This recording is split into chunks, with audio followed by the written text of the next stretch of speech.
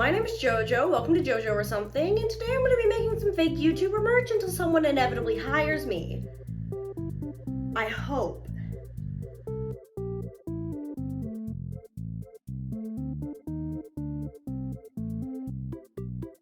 The premise of this is basically I'm going to design some fake merch for YouTubers. Some of them are my friends, some of them are acquaintances, some of them I just don't even know in the slightest. And I'm going to take it, I'm going to make some sweatshirts, maybe some t-shirts, maybe a blanket or two. I might design a couple plushies. I really haven't decided how many parts or how many YouTubers I'm going to do. So I'm just going to go with the flow, see how good this does. And if it does really well, there's probably going to be a lot of parts of this. If it does awful, this will be the only part. And so today's victims are going to be the wonderful Rye Toast. I was just on their podcast recently. I had a ton of fun. Definitely go check out that episode. Doco, of course, a classic FNAF YouTuber. And then also I'm going to be doing John FNAF because I'm a really good up-and-coming theorist and I really like his videos, even though they're a little controversial, so I'm going to do his as well. So my first victim is going to be my pal Rye Toast because I already have their design in mind. I know exactly what I'm going to do and I'm going to hop straight into that. And then after that, I'll just kind of figure out what I'm feeling next. Go for Doco, go for John. I really haven't decided yet. I'm just going to go with the flow and see what happens. If you like this, definitely share it. I would love for Doco or John to see this. I know Rye will see it because I already slid into his DMs with the design and they really liked it. And yeah, so I'm hoping that it goes as well for everybody else. Anyways, yeah, let's just hop into it and see how things go.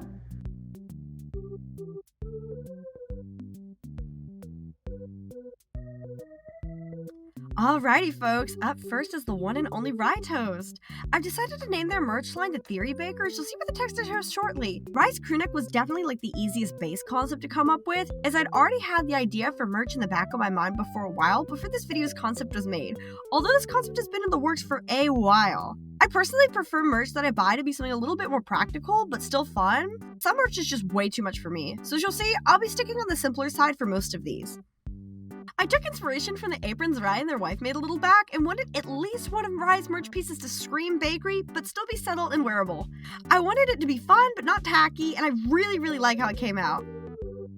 The apron part of the crew neck would be a cut and sewn piece of the sweatshirt, so nothing screen printed or anything like that. Think the split hoodies from Unis Honest, where they just took two sweatshirts, cut them in half, and stitched them back together. That's the concept we're going for, except you're just cutting out the apron piece of fabric and attaching it to the sleeves. The logo design is going to be embroidered, as I think it holds up way better long term, and I just really prefer embroidery over screen printing when applicable. I chose toasty colors for both pieces of merch to fit in with the established branding palette, as well as found the font that Rye uses in his channel banner, as it's a good font to use for the text on the merch. The way I designed the t-shirt means that it's workable as either a long or short sleeve shirt. However, I chose to design it short sleeve since I already did a long sleeve crew neck, and I didn't really want the two designs to look basically identical as they are on paper.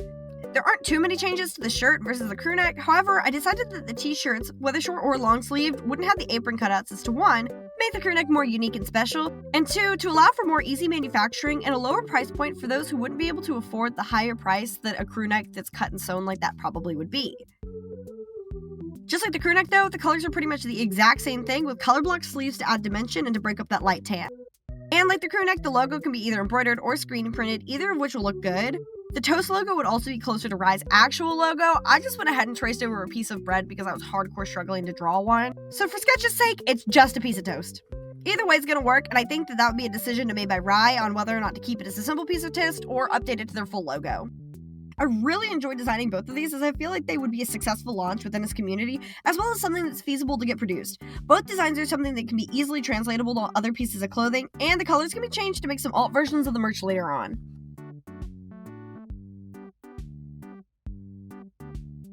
Up next, we have probably one of the most controversial theorists on the platform at the moment, John FNAF. Designing merch for John poses a really unique challenge, as his brand really doesn't have much to go off of like Rye or Doco. It took me a lot longer to come up with the concepts for the merch, but the execution was much simpler than Rye's. I decided to start off with a relatively simple design that I think fits well with John's channel, but it's still recognizable as FNAF when you look at it. Since John really doesn't have a logo, I decided to use his catchphrase line, "Need more proof?" If you don't think that's his catchphrase, just look at this. Need more proof? More proof? Need more proof? Need more proof? Oh, you need more proof? In order to make sure I could accurately recreate his logo, I took to the interwebs and reverse searched the font in his logo using a font finder. It took me a lot less time than I had initially expected, and within 30 minutes I'd actually found and downloaded a couple versions of the font from his signature FN. This means I could make more iterations of the logo, and I ended up choosing to make a version of the FN where the two letters are slightly off-center and staggered. I then went through probably 15 possible locations the need more proof could go on the shirt before finally deciding to just stick it right next to the FN. Although very simple, I think this shirt would be an excellent first launch of merch for John, and that it would be pretty popular. I ended up going the route of a bomber jacket for John's next piece of merch. It was something I could use the simple concept of the shirt for, and turn it into something I think is pretty dang cool. I took the staggered FN I made and designed a letter jacket style sleeve patch for it, as well as keeping the staggered FN on the breast pocket of the jacket. I decided to go ahead and put star buttons on the pockets because when I think FNAF, I think stars. I also decided that a checker print lining would look really good as a design choice for the same reason. I opted for black and cream instead of black and white to add a little bit more warmth to the designs. The patches could be replicated on the back of the jacket as well, although I opted out of it for now as I think it would have been way too crowded and kind of tacky. The last consideration I thought of was whether or not it should be a true Letterman jacket with leather or pleather sleeves or a bomber jacket with a canvas or water-resistant material. I think it would work either way, and that the deciding factor really would be what the desired price point of the jacket would be, so I decided to leave it up in the air. Overall, I love both of the designs, especially as a starting point, because I think they leave a lot of room for merch lines in the future. Something simple as adding some glow-in-the-dark embroidery or screen printing could be a really fun alternative to the merch. John's merch was the simplest in theory, but because of its simplicity, it was actually the hardest to design. Composition is everything in merch, so when you're working with so few assets, poor composition shines through and sticks out like a sore thumb. There's literally nothing else to look at.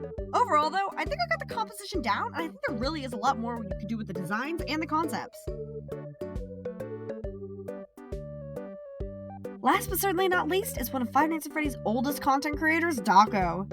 Doco as a whole presented as a new challenge. That being, he already has a ton of merch out there. I went through both of his official T-mail shops and Hex's websites to see what was currently available and kind of just went from there. His T-mail had a ton of super fun designs with full color pieces and a lot of screen printing, so I just didn't want to make a design that could be replicated on a ton of different items. Instead, I decided to start with the jacket route for him. One of Doco's big branding things is his dog trap character, so I went ahead and took inspiration from that and used it as my starting point. The first thing I wanted to do was add a glow-in-the-dark element similarly to what I suggested could be done with John's merch. I decided incorporating glow-in-the-dark thread would be a really good way to add a simple touch of glow to the design. I ended up just tracing one of Glitchtrap's official renders as a fill-in for what the logo would be, probably an outline of Doco's channel icon, which was just something I didn't feel comfortable doing as it should be done by the original artist. It works as a placeholder and it gets the style across, so we'll just leave it like that. Another option for the logo would be a custom drawing of Glitchtrap, but then you kind of fall into that messiness of licensing, which I really wasn't keen on thinking about right now, but maybe next time? My favorite part of the design is definitely the stars on the sleeves, which I designed with the idea in mind that they'd either have glow-in-the-dark ink or UV blacklight reactive ink, like a PHC ink which changes color in sunlight. This would add a really cool Easter egg-like aspect to the design. To keep the star theme, an inner lining of star print fabric would be paired with more star buttons. Look, I just really like stars, okay?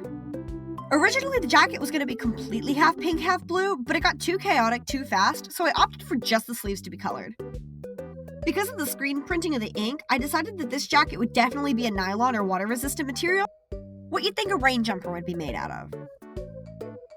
For Doco's second piece of merch, and the last piece of merch in this video, I wanted to take a completely different route and design a knitted sweater inspired by he and Hero Shark's comic Hex.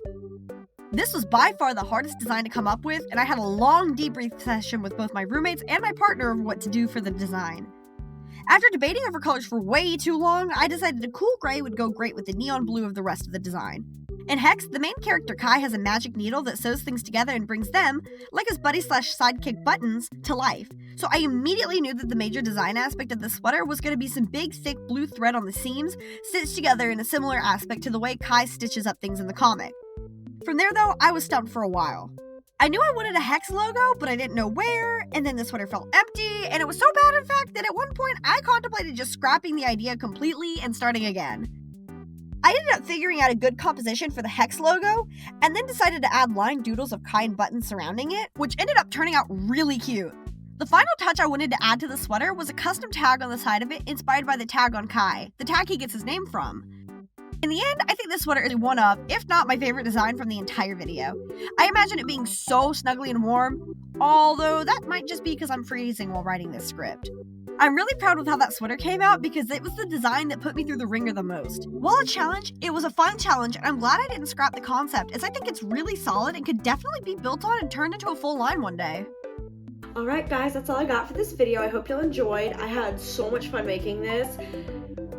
Except maybe Doco's hex sweater, because that one did put me through the ringer. Honestly though, I would absolutely love to see it as a real sweater, and I'd make it myself, but I don't know how to sew, but maybe I'll learn and do that as a future project. Anyways, if you have any content creators you want to see me make merch, please comment down below. Let me know. I will do anybody. I've got a couple people in the back of my mind, and I've reached out to a few of them that are my friends that will absolutely be getting done, but I'd love to hear what you guys want to see. If you have any other video ideas for me, go ahead, drop them in the comments. I try my best to read all of them, and I would love to see what you guys want to see from me. Anyways, thank y'all so much for watching. I'll see you next time. Bye!